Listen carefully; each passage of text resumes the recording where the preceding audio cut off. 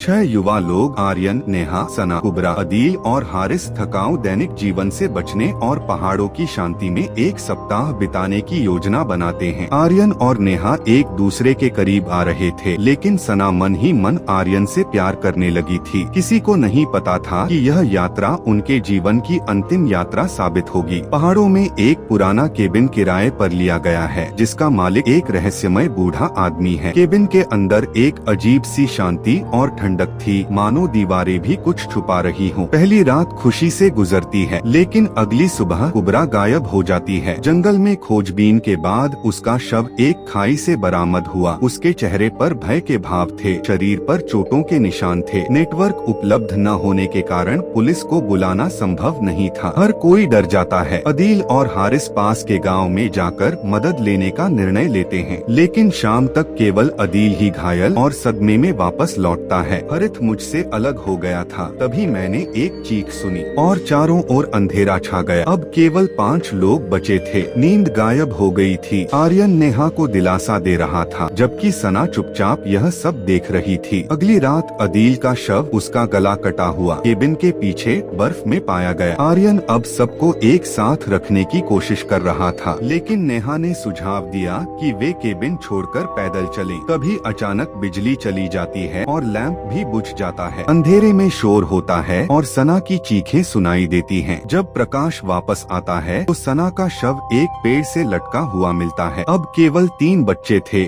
आर्यन, नेहा और कुबरा। आर्यन को संदेह हुआ, लेकिन वह कुछ कह नहीं सका। नेहा चुप थी, डरी हुई थी, पर अजीब तरह से शांत भी लग रही थी। आखिरी रात को कुबरा भी गायब हो गई। उसका अस्तित्व एक खून से सने रुमाल तक सिमट गया था। सुबह आर्यन निर्णय लेता है कि अब रुकने का कोई मतलब नहीं है। वह नेहा का हाथ पकड़ता है और दोनों नीचे जाने लगते हैं। वही पुराना मालिक केबिन के दरवाजे पर खड़ा है। उसकी आंखों में एक अजीब सी चमक है। क्या सब कुछ खत्म हो गया? आर्यन बस अपना सिर हिलाता है। नेहा कुछ नहीं बोलती। उसकी आंखों में गहरी खामोशी थी, मानो वह कुछ कहना चाहती हो पर कह नहीं पा रही हो। आर्यन और नेहा पहाड़ों से नीचे उतरते हैं। कहानी खत्म होती है। कोई नहीं जानता कि असली हत्यारा कौन था।